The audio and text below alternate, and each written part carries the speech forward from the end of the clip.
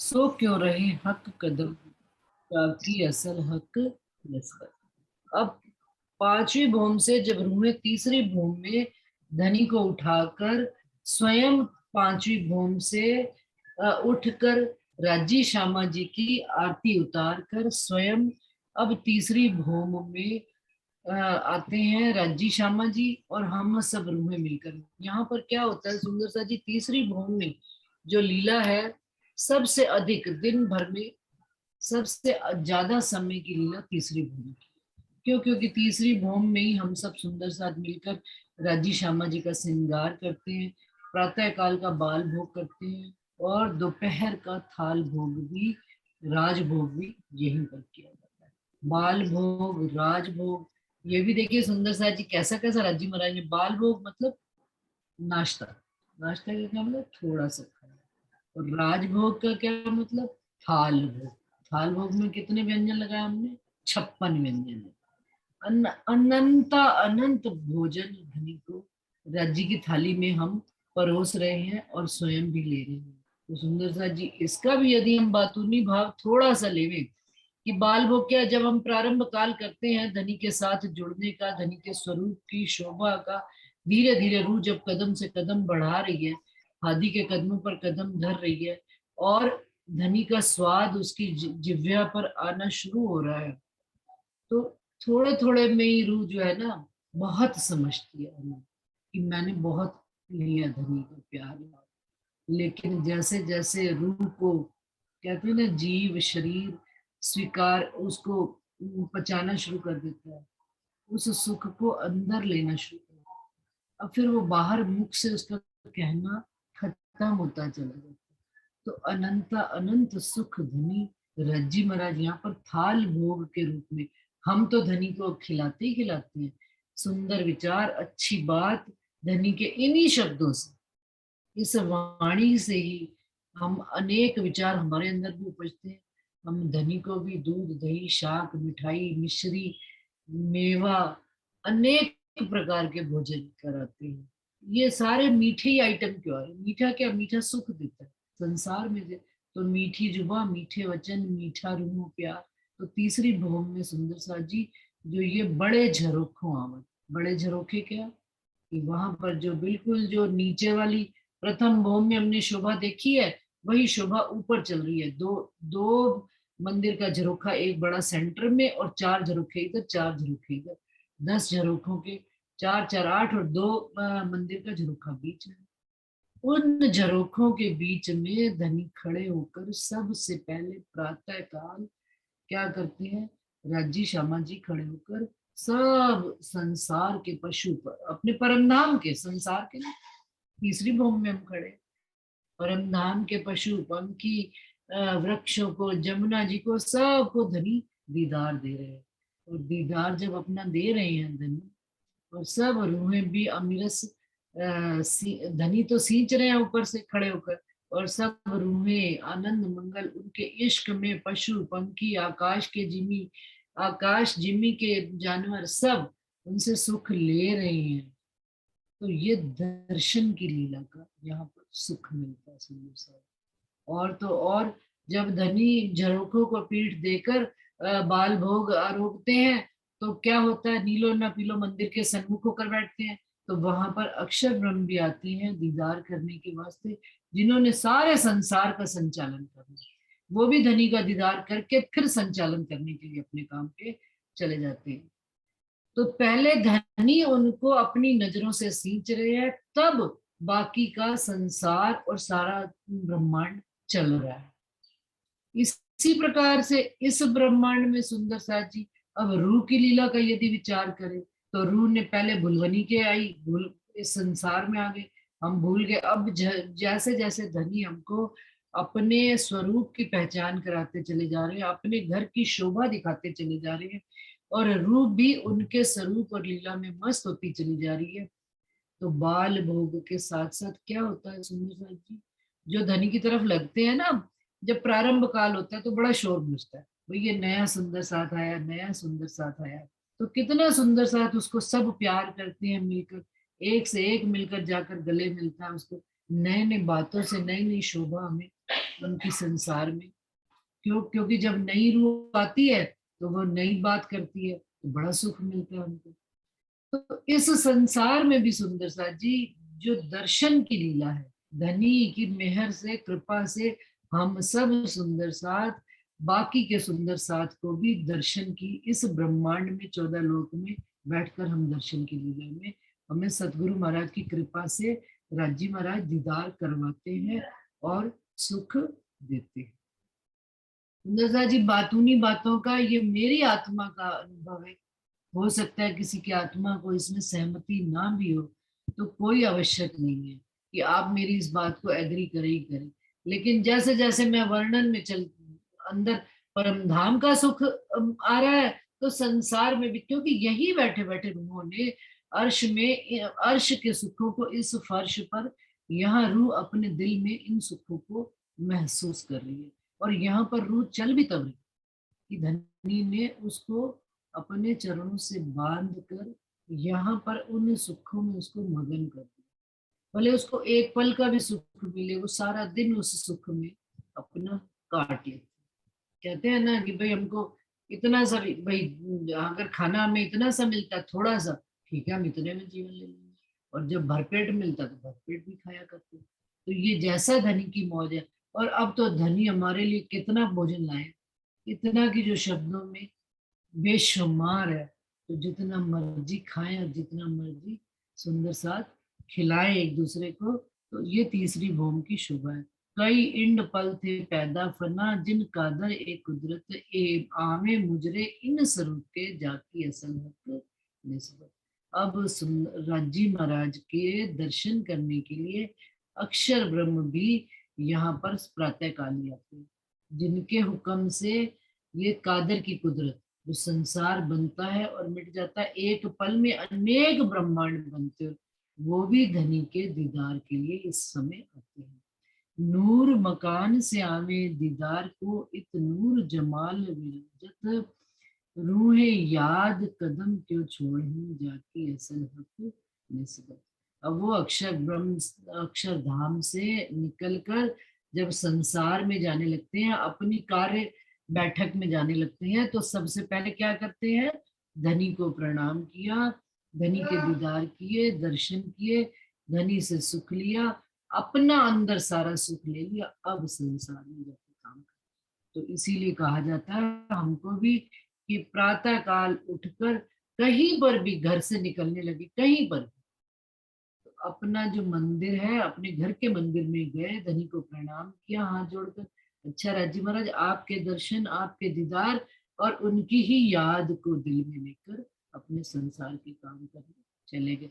प्रातः काल एक आधा घंटा राज्य के पास बैठ लिए, उसके बाद फिर सारा दिन संसार का काम करेंगे, कोई मना नहीं। क्यों? क्योंकि वो जो आधा घंटा है, कहते हैं कंसंट्रेशन ऑफ पावर, हमने अपने सारे शरीर की इकट्ठी की, और धनी के पास जाकर बैठना ही बैठना है मंदिर घर में, जहां पर भी हमने राज्य को अलमारी में रखा हुआ है, घर में मंदिर बनाया हुआ है, कमरे में रखा हुआ है, जहां पर भी हमने बस ये सोचना है कि जाना ही जाना है उनके पास।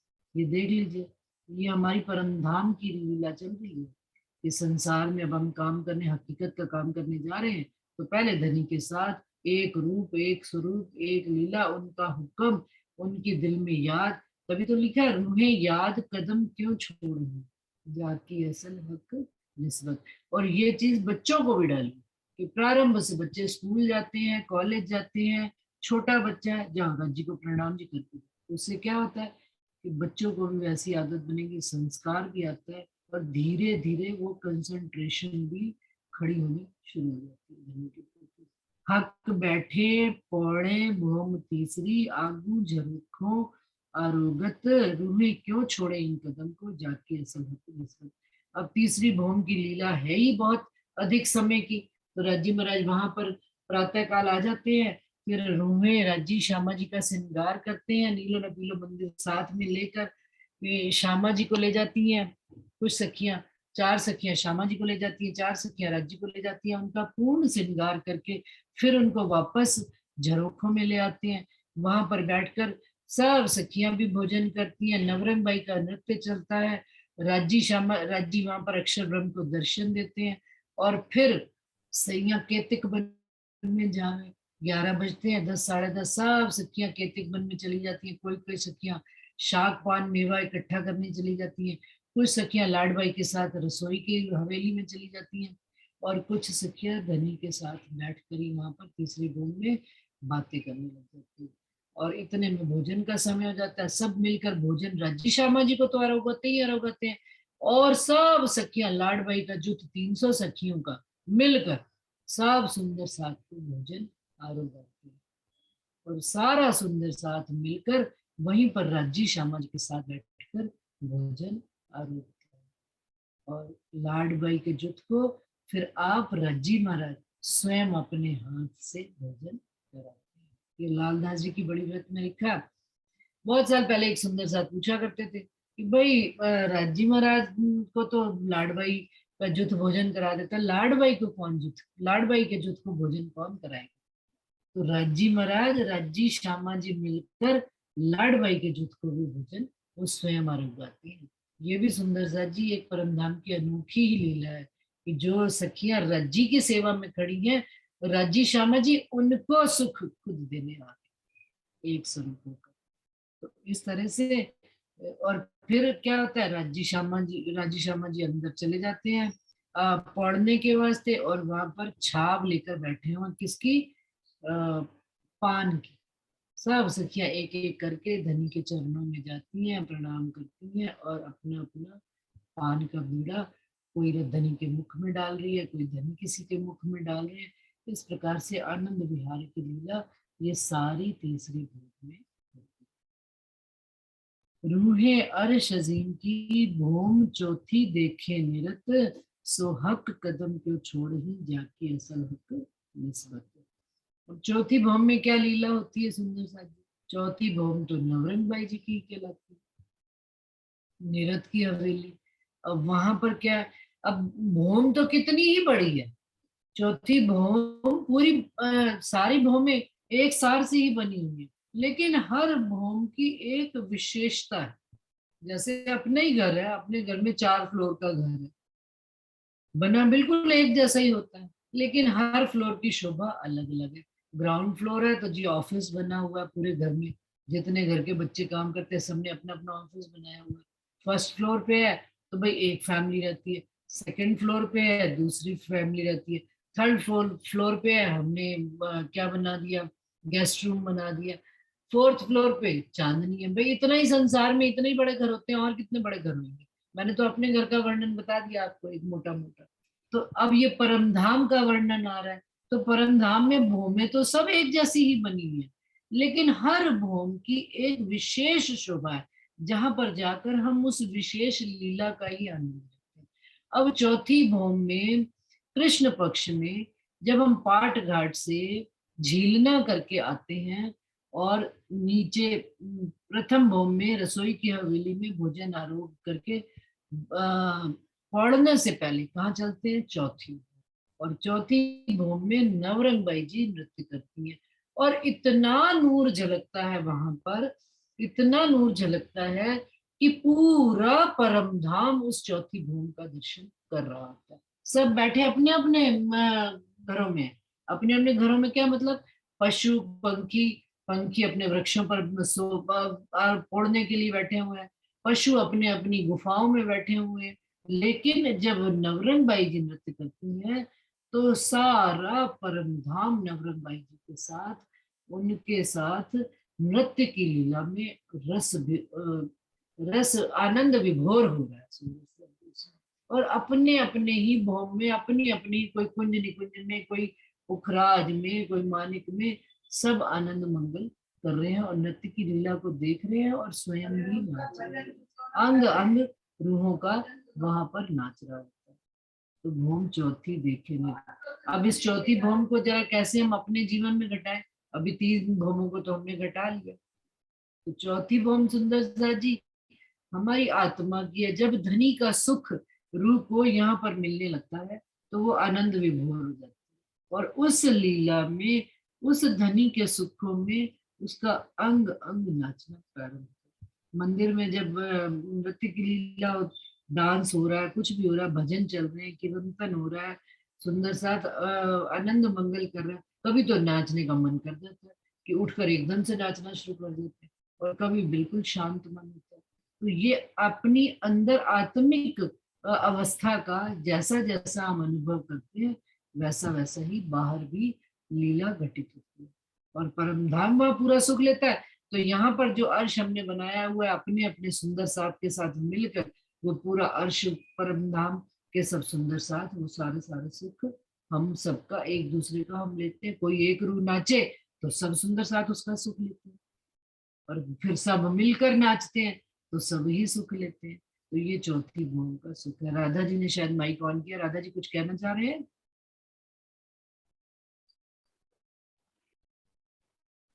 प्रणाम जी दीदी। नहीं, मैंने भी माइक ऑन नहीं किया जी। अच्छा अच्छा अच्छा। प्रणाम जी। हाँ जी, प्रणाम जी। तो आगे क्या बात आ रही है? रूहे अर्श अजीम की पांचवी भूम पड़त, सो सुपने कदम न छोड़े ही जाकी असल हक निस्बत। अब पांचवी भूम अर्श की बिल्कुल 10 भूम के बीचों बीच वाली भूम है। तो यानी हमारे शरीर के बीचों बीच में राजी ने क्या रखा हुआ है? दिल रखा हुआ है, चित्त रखा हुआ है। चित्त है यहाँ पर बिल्कुल सेंटर में। अब इस चित्त में जब रूह ने 4 भूम का सुख ले लिया, बिल्कुल नृत्य कर करके, राज्य के लाड प्यार इश्क में नाच कर, अब रूह क्या चाहेगी? धनी के आगोश में एक रूप एक रस हो जाए, तो वो है पांचवी भूम। बिल्कुल बीचों बीच परम धाम में रंग पर वाली पिया जी को, राजी महाराज का मंदिर है, और उसके साथ घूमते हुए क्या कहते हैं, चौपुड़े तिरपुड़े दो पुड़े रास्ते करते हुए सारे 12,000 मंदिर आए हुए हैं हम सब रूहों के। हर भूम में तो जितने मंदिर है, हर मंदिर में 4 दरवाजे हैं, लेकिन यहाँ पर सुंदर साथ जी निज लीला है। निज लीला का क्या मतलब? मेरा और मेरे धनी का सुख है, जिसमें किसी की और प्रवेश नहीं है। तो यहाँ पर हर मंदिर का एक ही दरवाजा है, केवल अंदर जाने, बाकी का दूसरे के कमरे में जाने के लिए बीच का दरवाजा नहीं है। बाकी 3 दीवारें, तीनों दीवारें, 3 तरफ दीवारें ही दीवारें। केवल एक ही दरवाजा है अंदर जाने और आने का, बाहर। तो कहने का क्या तात्पर्य? आप स्वयं जाए और अपने दिल से धनी जब उनके रूहों के निकल कर आते हैं पांचवी भूम में, तो उस इश्क और आनंद की लीला में खेले सारी रात रूहें, खेले सारी रात, क्या धनी के इश्क में मगन रहती है। तो वो है पांचवी भूम। अब सुंदर सा जी कहाँ चलना है हमने? रूहे अर्श अजीम की पांचवी भूम पौड़त। संसार वाली कोई लीला नहीं है सुंदर सा जी वहां पर, कि हमने कोई सोना है, कोई उठना है। सोना और उठना क्या होता है? धनी के अंगों में एक रंग एक रस एक रूप हो गए, और उन्हीं के ही याद में संसार में आ जाइए पांचवी भूम में, रात को याद में उनकी रोते रोते सो जाइए। आंख से अगर एक आंसू भी टपक गया उनकी याद में, तो सारी रात आप धनी का सुख लेते रहेंगे, आपको पता भी नहीं लगेगा। आपकी आत्मा भी भीग भीग के जाएगी उस विरह में भी, और उस धनी के इश्क में भी। और सुबह उठेंगे तो कहेंगे अलमस्ती अलमस्त सा कुछ असर आया हुआ है। क्यों? क्योंकि धनी के लाड और प्यार का वो रंग चढ़ जाता है। रूहे अर्श अजीम की भूम छठी कई जुगत, सो क्यों रहे हक कदम न जाकी असल हक। अब छठी भूम में सुंदर सा जी क्या है? सुखपाल आकर खड़े होते हैं। जाहिर में तो उन्होंने यही वर्णन किया कि जो बाहरी भूम, जो बाहरी परिक्रमा में मंदिरों की हार आई है, और अंदर की परिक्रमा में जो मंदिरों की हार आई है, वो सारी जगहों पर क्या आए हैं? मंदिर आने की बजाय पूरे पूरे सुखपाल खड़े करने की जगह आई है। छठी भूम पूरी एक तरह से पार्किंग कह सकते हैं हम अपनी। अब यहाँ पर तो सुंदर सा जी एक कार है, 2 कारें ज्यादा ज्यादा घर में होंगी, 3 हो जाएंगी। वहां पर 12,000 सुखपाल पूरे पूरी छठी भूम के बाहरी दीवार पर खड़े हुए। जैसे ही रूहों ने कहीं जाना होता है छठी भूम से, हम छठी भूम पर नहीं आते हैं, सुखपाल निकल के वहां पर उसी भूमि पर लग जाते हैं जहां से हमको बैठना है। और 6,000 सुखपाल है दीदी, 6,000 सुखपाल। 12,000 नहीं है, 6,000 है, क्योंकि एक में 2-2 बैठते हैं। हाँ बिल्कुल, 2-2 सखियां एक एक सुखपाल में बैठती हैं। सुंदर साथ जी, कहीं पर भी अकेले का सुख नहीं है। बिल्कुल सुंदर, ये बात बिल्कुल सही है। 6,000 सुखपाल है, और देखा जाए तो अनंत भी सुखपाल है। 12,000 के 12,000 से भी अधिक है, क्योंकि सखियां भी वहां पर, लेकिन गिनती के लिए यहाँ पर 6,000 ही सुखपाल है। और सेंटर में एक बड़ा तख्तरवा आया है, एक बड़ा तख्तरवा, जिस पर 2 राज्जी और श्यामा जी और हम सब 12,000 मिलकर, जैसे एक बड़ा एरोप्लेन हो गया। बड़े एरोप्लेन में क्या है कि 12,000 इकट्ठे मिलकर आनंद मंगल करने जाते हैं। और अगर जोड़े जोड़े में जाना है, 2-2 सखियां रूहें, 2-2 रूहें मिल झूला झूलती, 2-2 रूहें सुखपालों में जाती, राज्य के साथ एक रूह बैठकर सुखपाल में जाती है। तो इस प्रकार से 6,000 सुखपाल आए हैं।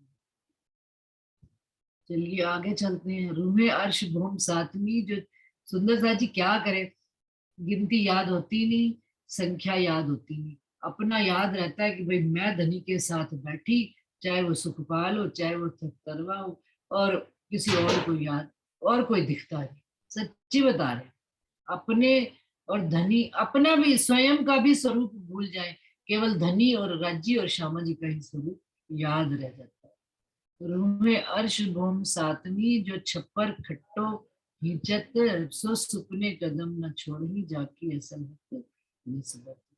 अब 7वीं भूमि में क्या है, 2 हाथ की ताली की झूलों की लीला है। यहाँ पर कैसे, अभी अपन पन्ना जी में होली पर चला, बंगला जी में राज्य को कहा किसमें विराजा था, छप्पर खट्टों की, उसमें हिंडोला बनाया हुआ था, षटकोण टाइप का हिंडोला। अभी भी सुंदर साथ के मोबाइल में होगा, अगर सुंदर साथ देख ले तो 6 कोने वाला झूला होता है, और जिसमें 2 हाथ की ताली बजती है। राज्य के साथ रूह ताली बजाती है और उन हिंडोलों में झूला झूलती है। तो जब रूह की जागृति होती है और रूह की मार्फत की अवस्था होती है सुंदर साथ, तो रूह केवल राज्य के साथ ही उस ताली, उस हिंडोले में मस्त रहती है और उनके साथ ही ताली बजाती है। और जब रूह हकीकत में आती है, पूरा परमधाम ही देखा जाए तो श्यामा जी की हकीकत का स्वरूप है, और स्वलीला अद्वैत में तो राज्य ही एक है। अब जब 8वीं भौम में रूह आती है तो 4 हाथ की ताली की शोभा है। 4 हाथ की ताली क्या है, सामने राज्य श्यामा जी, इधर दाएं बाएं भी रूह और बीच में भी रूह, तो चारों तरफ सबसे मिलकर ताली बजा रहे हैं। इस ब्रह्मांड में रहकर भी सब के संग हम सुंदर साथ के साथ भी आनंद मंगल कर रहे हैं, राज्य के साथ भी आनंद मंगल कर रहे हैं, सुंदर साथ को सुख दे भी रहे हैं, सुंदर साथ से सुख ले भी रहे हैं। अरस परस की लीला इस 8वीं भूमि में चल रही है। और 4 हाथ की ताली, कई कई सुंदर साथ तो 4 हाथ की ताली ये भी घटा देते हैं, भाई राज्य का हुक्म, जोश, मेहर और इलम की लीला चल रही है। तो ये 4 हाथ की भी ताली है। ये रूहों को, जिन रूहों को चारों ही चीजें राज्य महाराज की मेहर से प्राप्त है, और जबकि देखा जाए तो एक एक वस्तु अपने आप में चारों की ही शोभा लिए, कि हमारे अंदर राज्य भी है, श्यामा जी भी है, रूह भी है, और सुंदर साथ भी है, और जोश भी है, हुक्म भी है, इलम भी है, और धनी की मेहर भी है। मेहर को अगर देख ले तो मेहर ही चारों चीजें अपने आप में लिए। तो हमने जिनका भी एक का भी दामन पकड़ लिया सुंदर साथ जी, सब सुख हमें यहाँ मिलने प्रारंभ हो जाते हैं। अर्श रूहे सुख नौमी भूमि, सुख सिंहासन समेत समस्त, सो क्यों रहे हक कदम बिना जाकी असल हक निस्बत।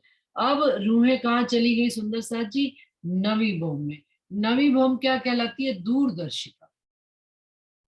अब दूरदर्शिका का क्या मतलब है, कि वहां पर हमको टॉप पे, हम अभी टॉप से 1 फ्लोर नीचे, अब वहां पर कहाँ बैठे हैं, धनी के साथ जब हम जाते हैं और रूहें वहां पर सिंहासन पर बैठती हैं, सुख सिंहासन समस्त, गोलाई में चारों तरफ अर्श के सिंहासन ही सिंहासन विराजे हुए हैं, और वहां पर रूहें जब राज्य के साथ बैठती हैं तो राज्य कहते हैं उंगली कर दिखावत, यानी दूर दूर तक की बैठी चीजों को सुंदर साथ को दिखाते हैं। यदि अब सामने की तरफ बैठ गए तो पूरब की तरफ दिशा करके तो दिखा रहे हैं कि वो देखो सामने ही सुंदर साथ जी अक्षरधाम में है। और जब दक्षिण की तरफ दिशा कर दे बैठ गए तो दक्षिण की तरफ दिखा रहे हैं क्या, देखो सुंदर साथ जी पहले हौज कोसर आ रहा है, फिर 24 आंस का महल आ रहा है, फिर और आगे गए तो क्या आ रहा है, माणिक पहाड़ आ रहा है, और माणिक पहाड़ के भी और आगे गए तो नीर सागर की शोभा आ रही है। इसी प्रकार जब हम पश्चिम की दिशा में बैठते हैं तो उंगली करके दिखाते हैं, दूर दूर तक पश्चिम चौगान आ रहा है, मैदान ही मैदान आ रहे हैं, और आगे गए तो सागरों की शोभा में कौन सा आ रहा है, दधी सागर आ रहा है। तो क्योंकि दधी सागर शीतलता लिए हुए, हरे रंग को लिए हुए, तो पश्चिम चौगान भी पूरा का पूरा ऐसे लगता है कि रेती और साथ में हरियाली ही हरियाली, फूल बाग नूर बाग दीवार के लगते हुए, और आगे पूरा का पूरा क्या है, पश्चिम की चौगान। और फिर जब हम उत्तर की तरफ आ गए तो धनी दिखा रहे, देखो बिल्कुल अपने पास ही पास सामने लाल चबूतरा नीचे है, दूसरी भौम प्रथम भौम के सामने, और लेकिन हम बैठे हम कहाँ हुए सुंदर सा जी, नवी भौम। तो नवी भौम में जो ऊंची ऊंची बिल्डिंग्स है, अब नीचे वाली तो अपनी जो पास की परिक्रमा है वो तो देखे दिखाएंगे ना दूर दूर तक, तो क्या दिख रहा है, दिखा रहे हैं पोखराज पहाड़, पोखराज पहाड़ की शोभा दिखा रहे हैं धनी, कि वहां से कैसे हम बिल्कुल वृक्षों से वृक्ष की डालियां मिल मिलाकर सीधा 10वीं भूमि तक हम आ जाते हैं, चांदनी चौक पोखराज पहाड़ से। सुंदर साथ जी ये अनंत शोभा धनी हमको कहाँ से दिखा रहे हैं, दूरदर्शिका से, और सामने आ गए तो सातों घाट और उनके वृक्ष, और फिर अक्षरधाम, और फिर सामने मेहर का सागर। इस तरह से 8 सातों परिक्रमा के रथ जी महाराज हमको नवी भूमि में बैठकर दूर दूर तक की चीजों का दर्शन करा। अब इसी प्रकार से इस संसार में यदि हम इस नवी भूमि को घटाएं तो जैसे जैसे हम धनी की गहराइयों में चले जाते हैं तो धनी भी हमको दूर दूर तक बैठी हुई रूहों के दीदार कराते हैं, दर्शन कराते हैं, मिलान कराते हैं। ये भी उनकी कृपा और उनकी, और देखा जाए तो आज हम दूरदर्शिका में ही बैठे हुए हैं, देखा जाए तो मैं कहाँ बैठी हूँ, आप सब कहाँ बैठे, लेकिन हम सब सुंदर सा एक दूसरे के दीदार और दर्शन का सुख ले रहे हैं। रूहे रहवे अर्श में जो सुख झरोखों भोगवत, सो क्यों रहे हक कदम बिना जाके असल हक निस्बत। अब रूहे परम धाम में रहते हुए झरोखों के सुख को भोग रहे हैं, परम धाम में रहते रहते भी, यहाँ पर फर्श में रहते हुए भी हम उन सुखों को, झरोखों के सुखों को भोग रहे हैं। हक हादी रूहे सुख अर्श चांदनी, अर्श अंबर ज्योत होवत, सो क्यों रहे हक कदम बिना जाके असल हक। सुंदर साथ जी ये तो आ गया 10वीं भौम खुली चांदनी, और चांदनी में हम कब जाते हैं, जब पूर्णमासी की रात होती है। पूर्णमासी में चंद्रमा अपना पूर्ण प्रकाश लिए हुए, पूर्ण शीतलता लिए, पूर्ण ठंडक लिए हुए, और चांदनी पर क्या है, चाहे बच्चे, फूल, नहरें और फव्वारे और बगीचों की शोभा, और साथ साथ में जल फुहार, और ऊपर से चांदनी। तो सुंदर साथ जी इस बात को, सुख को भोगने की बात है, वर्णन भी हम कितना कर लेंगे किसी बात को। तो अर्श अंबर ज्योत धरे, ज्योति कहाँ तक, चांदनी की फैल रही अंबर तक, जिमी से लेकर अंबर तक चांदनी के, हम चांद की चांदनी में ही नहाए चले जा रहे हैं, और पूर्ण प्रकाश, पूर्ण श्वेत रंग की शोभा को पाया हुआ है। सकल भौम सुख ले वही रूहे हक कदम पकड़, सो क्यों रहे इन कदम बिना जाके असल हक। अब जिन रूहों ने इस ब्रह्मांड में धनी के कदमों को पकड़ लिया है, चरण कमलों को उन्होंने अपने, एक पल भी धनी से दूर नहीं होती है, वही यहाँ बैठे बैठे सकल भौम सुख ले, पूरी भौम के 10 भौम के सुखों को यहाँ रूहें ले रही है। सो क्यों रहे इन कदम बिना जाके असल, आई नजीक जागनी पीछे तो उठ बैठक, हंसी होसी भूली पर जाके असल। अभी दूसरी चौपाई में पढ़ा था हमने, हंसी हक हंसी को खिलावत, अब वो इसमें कह रहे हैं कि अब नजीक आई जागनी। जागनी किसकी होनी है, हमारी आत्मा तो जागृत है, जीव और शरीर की भी जागनी, साथ साथ वो सुख यहाँ लेते चले जा रहे हैं। और जैसे जैसे आत्म सुखों में मगन होती चली जा रही है, तो पीछे तो कहते बाद में तो सब सुंदर साथ ने मिलकर एक साथ उठना ही उठना है, लेकिन खेल का आनंद कब का है? जब तक हम इस संसार में बैठे हैं। उम्र जात प्यारी सुपने मिले, निस दिन पीऊ जपत, लाल कदम न छोड़े मोमिन जाके सब। तो जिन मोमिनों ने इस संसार में बैठे बैठे सकल भोग के सुख ले रहे हैं, वो उनको जागने का सुख भी है, उनको घूमने का भी सुख है, उनको यहाँ पर धनी के आने का, धनी के संग का भी सुख है, और धनी के संग के साथ साथ परमधाम के भी 25 पक्षों का सुख मिल रहा है। हंसी होसी भूली पर किनकी हंसी होगी? अब जो यहाँ संसार में घूमने, जैसे मान लीजिए सुंदर साथ जी, हम यहाँ से एक शहर से दूसरे शहर, एक देश से दूसरे शहर देश घूमने जाते हैं जब, तो जो जाग कर जाता है और अच्छी तरह से समझ कर अपनी समझ वाली बुद्धि में जाता है, तो वो एक एक चीज को बड़ी बारीकी से देखता है, और फिर उनके चित्रण भी लेता है, पिक्चर्स भी लेता है, साथ में अपनी भी सेल्फी लेते हैं हम। कितना आनंद मंगल करके आते, खाना पीना हर चीज बड़े ध्यान से करते हैं। और लेकिन जो बिल्कुल भूली अवस्था में, क्या मतलब भूली अवस्था, ठीक है जा रहे हैं, किसी चीज में इंटरेस्ट ही नहीं है, चलो ले आए उस समय पैसा भी बर्बाद किया, गए भी घूमने फिरने, कुछ भी सुख नहीं लिया, रोते गए रोते ही आए, तो वो सुंदर साथ भूले हुए हंसी उनकी बड़ी होगी, रूहें क्यों भूली है निस्बत। और इस बात का भी दुख बड़ा होगा कि धनी हम आपकी निस्बत को ही भूल गए, आप तो हमें घुमाने फिराने लाए थे यात्रा पे, और हमने यात्रा को कोई सुख लिया ही नहीं। जैसे यहाँ पर राज्य की सवारी निकलती है ना सुंदर साथ जी, तो जब जिनको तो सवारी में सुख लेने का शौक होता है, वो बिल्कुल समय पर पहुंच जाते हैं मंदिर में, और समय पर पहुंचकर पूरी सवारी शहर में जहां जहां से निकली, जिन जिन सुंदर साथ के घर के आगे से निकली, कितना विस्तार से वर्णन करते हैं। फिर फलाने सुंदर साथ ने ये प्रसाद बांटा, फलाने सुंदर साथ ने चुनरी दी, फलाने सुंदर साथ ने चूड़ी पहनाई, फलाने सुंदर साथ ने हमको माथे पे तिलक दिया। ये सारी शोभा का सुख कौन जानता है? सवारी की शोभा का जिन्होंने सवारी को अटेंड किया होता है राज्य को, और जिन्होंने अटेंड नहीं किया, जो लास्ट में आकर, अरे भाई जब मंदिर में पहुंच जाएगी रात को 10, फिर भी देखते रहते हैं 10 साढ़े 10 बजे आई नहीं, तब सीधा मंदिर ही चलेंगे। और तो और कई इतने आलसी होते हैं, सीधा निज मंदिर में जाकर राज्य को प्रणाम कर लेते हैं जब राज्य को बधराया जाता है।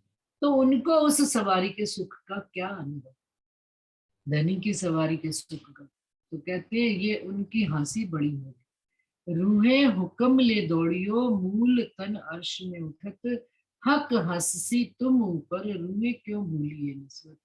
अब जिन रूहों को धनी के हुक्म की पहचान हो गई है, वो तो दौड़ दौड़ कर धनी से जाएंगी मिलने के लिए, और इस संसार में रहते हुए धनी के सुखों को लेंगी।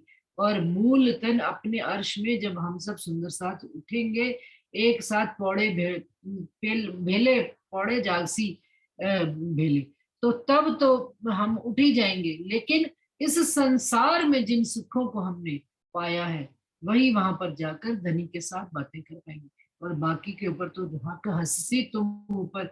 मैं तो कहती हूँ धनी मेरे पर ही सबसे ज्यादा हंसेंगे कि तेरे को इतना याद दिलाया, तू ही अपनी निस्बत अपनी सब चीजें भूल गया। आया नजीक बखत मोमिनो, क्यों भूलिए हाथी नसीहत।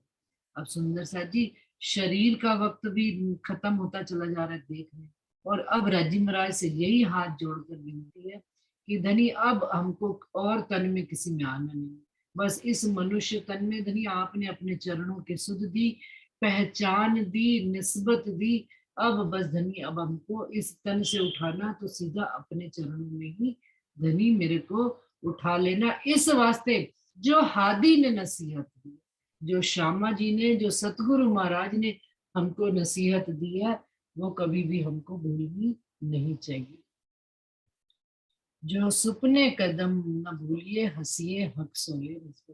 जो इस सपने में भी धनी के कदमों को नहीं भूलेंगे, वही धनी के साथ परमधाम में बैठकर हंसेंगे और निस्बत के सुख की बातें भी करेंगे। हंसना भी तो दो तरह का सुंदर सा, एक हंसना आनंद मंगल में, अरे वाह धनी क्या मजा आया खेल में, आपने कितने आनंद मंगल से हमको खेल दिया। एक हंसना है, मुख नीचे करके। तो ये हमारे ऊपर है कि हमने किस प्रकार का हंसना है। या धनी के साथ लाहा लीजिए दोनों ठोर का, सुनो मोमिनो कहे श्री महामत, क्यों सुपने ए चरण छोड़िए अपनी असल निस्बत।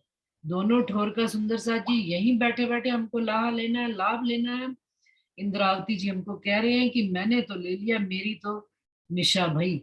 अब हम मोमिनों के वास्ते राजी महाराज ने ये वाणी दे दी है, और इसके बीच में हमने गुड़के लगाने हैं, और एक एक मोती चुन चुन कर हमने उसका सुख लेना है, खाना है, पीना है, आनंद मंगल करना है, और एक दूसरे को भी ये सुख बांटना है।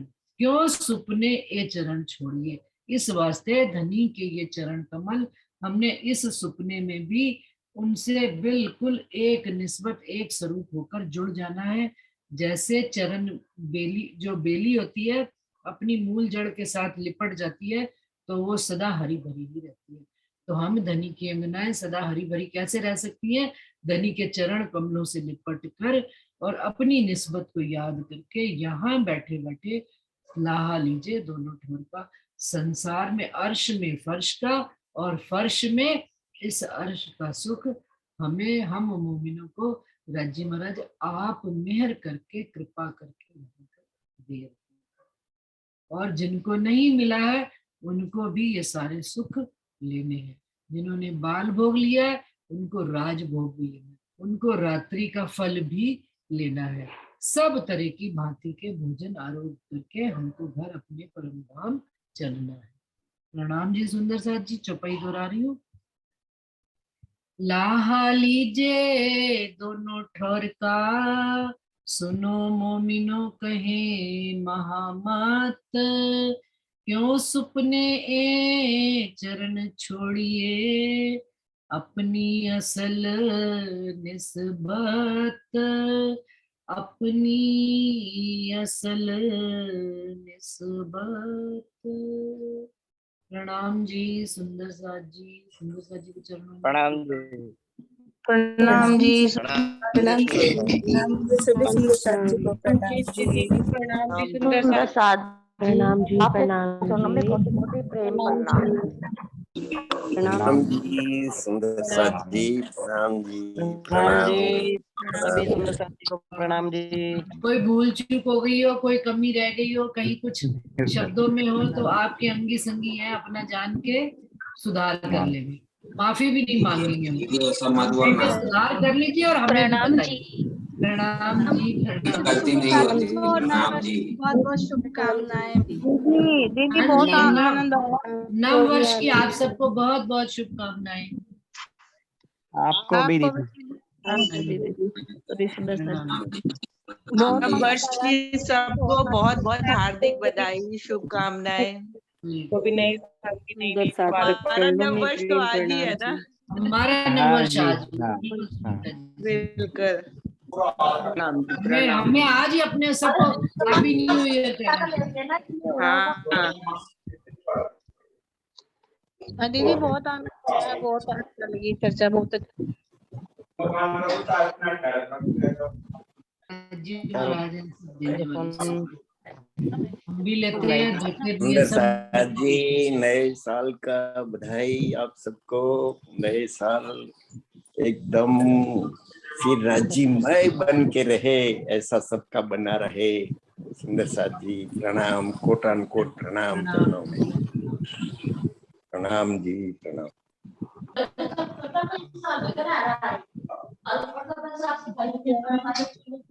सभी सुंदर साथी नव वर्ष की बहुत बहुत शुभकामनाएं। प्रणाम जी। चंद्रा जी, प्रणाम जी। आप सबको नव वर्ष की बहुत बहुत शुभकामनाएं। सबका नव वर्ष मंगलमय हो। सबके दिल को राज्य अर्श करें। हाँ, बस इससे अच्छी बात, इससे अच्छी शुभकामनाएं